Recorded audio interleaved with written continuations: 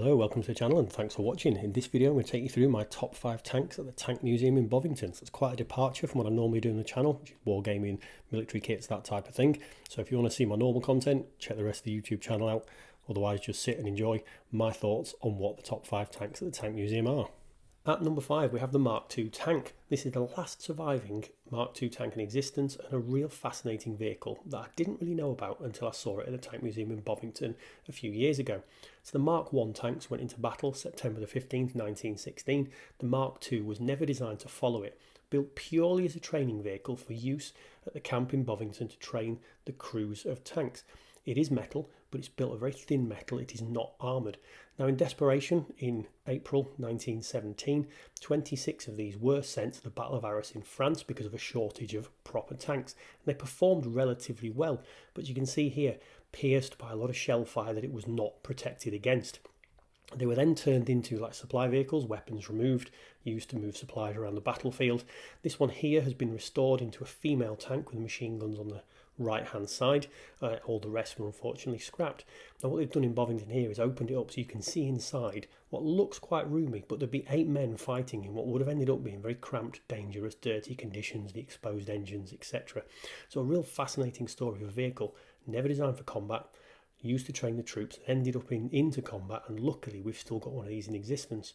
So that's why the Mark II is my number 5. At number 4 we have the Ferret. Now it's not a tank, but it is a fascinating armoured vehicle, one that I fell in love with as a kid when one was featured in the A-Team. Everything in the A-Team was cool, but also when I was 13 and joined the cadets, I got to ride around in the turret of one of these things, one of the first things I did, so really just fell in love with what is a fascinating vehicle. Produced by the Daimler company between 1952 and 71, same company that brought the Daimler Dingo through World War II as part of a development programme that the British Army wanted, a fast reconnaissance vehicle. Now the first marks of this, no turret, 3 people in there, and as the production went on they brought out the Mark II, which had a turret with a 30 caliber in there, lost a crew member, and it developed right the way through its service life. So small, fast, very nimble vehicle, and really was versatile. We see here another version the Tank Museum has got fitted with a missile system. So a really fascinating little vehicle that can be actually someone's dream to own one of these, because a lot of these in the civilian market, really popular with private collectors, and remarkably still in use with a number of Commonwealth forces now. So that is why the Ferret, fascinating little armoured vehicle, is my number 4 on my top 5 tanks list. At number 3 we have the German monster that is the Tiger I, a 56-ton beast that so much has been written about, we could be talking for hours. Now I fell in love with this vehicle like a lot of people did, I'm sure, watching Kelly's Heroes, an amazing war movie. Now the ones in that movie were fake, they were mocked up T-34s because these are incredibly rare vehicles. They built just over 1,300 of these between August 42 and August 44, and the impact they've had on the sort of psyche, I suppose, of the army at the time and popular media and everything afterwards is out of all proportion to the amount that actually saw the battlefield. And there's lots of historical argument about would the Germans have been better building more lighter vehicles? Was it a waste to pour this volume of resource into this vehicle? Not an argument we're going to today, we're just talking about how fascinating they are. Now Tiger 131 that the Tank Museum in Bovington has is the last running example of a Tiger 1. It's an early production vehicle, you saw there with the air systems on top of the outer deck. These were put inside in later models. And again, just really interesting to see this in the flesh. It's a big, imposing vehicle. Now, how much of that is because of what you've read over the years, that it just hits you with that impact, I don't know. But it is a very impressive vehicle, mounting a massive gun, virtually impregnable when they first rolled onto the battlefield, with a gun that could take out any opposing armoured vehicle.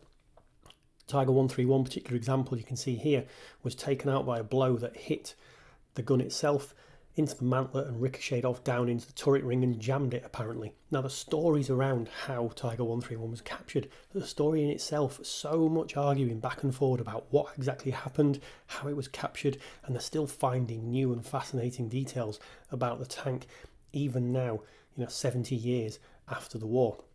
So a really fascinating vehicle. Its cultural impact is huge, and that's why Tiger I is number 3 on my top 5 list. At number 2 we have a tank that is as far opposite to the Tiger as it's possible to get, the Tetrarch Light tank. The Tetrarch at Bovington's displayed inside the remains of a Hamilcar glider, which actually is the most important use of the Tetrarch in World War II, or at least in my opinion. So at the end of 1942, when the last of these rolled off the production line, they were deemed by the army as basically obsolete and a liability on the battlefield, but a use was found for them with the new airborne forces.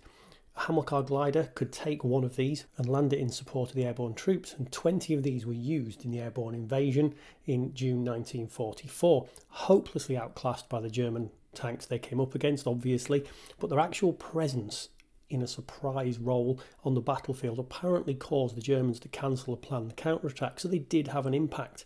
Now, they were then withdrawn from frontline service, just used for fire support, and obviously eventually removed from service altogether. But just a real fascinating use of an outclassed armoured vehicle in combat. And interestingly, it had a couple of unique features. It didn't turn like a normal tank, it curved the tracks to move, so there's fascinating mechanical aspects. And also it was one of the few tanks supplied to Russia as part of the Lend-Lease system, so these did see combat on multiple fronts. A real fascinating little vehicle, and that's exactly the reason why it's number 2 in my top 5 tanks list. At number 1, we have a vehicle that, in the words of Donald Sutherland, can give you a very nice edge, the Sherman. Now, what we're looking at here is actually the Sherman Michael, which is the second production model ever to be made of the Sherman, and it's actually the oldest surviving Sherman anyway. I'm very lucky to have it at the Bovington Tank Museum. Now, it's one of the most produced tanks in World War II. About 50,000 Shermans were built and used by all different allies. Complete opposite to what we spoke about before with the Tiger, with 1,300 made. Absolute volume, using the American production lines to really crank out a weapon that would in effect help to win the war. And adapting through the war was also a critical part of the Sherman. We're looking at a beach armoured recovery vehicle now, outside, not in great condition, but just shows what the Sherman hull could be put to use. The duplex drive, or DD Sherman, looking here, developed to land a tank directly onto the beach under its own power. Must have been a terrifying sight for the German defenders, when their own tanks could barely get to the battlefield because they're running out of fuel, they're breaking down, there's no spare parts. Out of the sea comes a floating tank. Its effectiveness can be debated. There were some issues with it as it was being landed on the beaches, but just an example of the ingenuity and the versatility of the Sherman tank platform. Much has been said about individually the Sherman tank was no match for a lot of the German tanks it came up against, and that was true for the most part. However, developments like the Sherman Firefly we're seeing here that put the 17-pounder anti-tank gun into the Sherman tank turret really gave the Allies back a weapon that could defeat any German vehicle they came up against. Combine that with the fact that there were far more Shermans, the supply chains were more efficient, the repair systems were more efficient. It really was a vehicle that could outclass anything the Germans could throw at the Allies. And it carried on after the war. So after the war, Shermans were supplied to a lot of NATO armies. They even went to Israel, where they were used right up into the 60s and 70s. And they fought in the 1973 war, and they were fighting against T-54s and 55s, and even proving effective against those with the up-armoured weaponry. And more importantly, Oddball in Kelly's Heroes rode a Sherman, and if it's good enough for Oddball, it's definitely good enough to be my number 1 tank in my top 5 tanks at the Tank Museum. If you enjoyed that, don't forget the Tank Museum does have a shop. Here's what I bought when I went to the Tank Museum.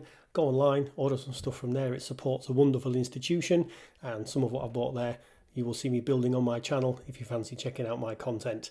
Like and subscribe, etc. If not, I hope you enjoyed that bit of tank content, a little bit of difference from my channel there, and hopefully I'll see you soon.